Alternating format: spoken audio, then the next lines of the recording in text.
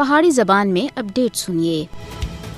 مقبوضہ جموں کشمیر کے گرمائی دارالحکومت سری نگر میں G20 سربراہی اجلاس منعقد کرنے دا مودی حکومت کا منصوبہ مقبوضہ جموں کشمیر میں معمول دے حالات کا غلط تاثر دینے کی ایک کوشش ہے۔ سری نگر میں G20 سربراہی اجلاس منعقد کر کے مودی دنیا کو یہ یاد دلانا چاہتا ہے کہ جس طرح مقبوضہ جموں کشمیر میں سارا کچھ ٹھیک ہو رہا ہے۔ بھارت مقبوضہ جموں کشمیر میں G20 سربراہی اجلاس منعقد کر کے 5 اگست 2019 دے اپنے غیر قانونی اور غیر آئینی اقدامات کو قانونی شکل دینا چاہتا ہے۔ بھارت مقبوضہ جموں کشمیر میں اپنے ناپاک مقاصد دے حصول دے واسطے G20 فورم دا استعمال کر رہا ہے۔ G20 ممبران کو یہ گل ذہن نشین رکھنی چاہیے کہ مسئلہ کشمیر بین الاقوامی طور دے تسلیم کیتا ہے متنازع مسئلہ ہے۔ مقبوضہ جموں کشمیر میں G20 سربراہی اجلاس منعقد کرنے دا بھارتی منصوبہ اقوام متحدہ دی ساخت کو داغدار کرنا ہے۔ G20 ممالک کو مودی حکومت کی غلط دعوت کو قبول کرنے دے بجائے اقوام متحدہ دی قراردادوں کے مطابق تنازع کشمیر کو حل کرنے دے واسطے بھارت کو مجبور کرنا چاہیے۔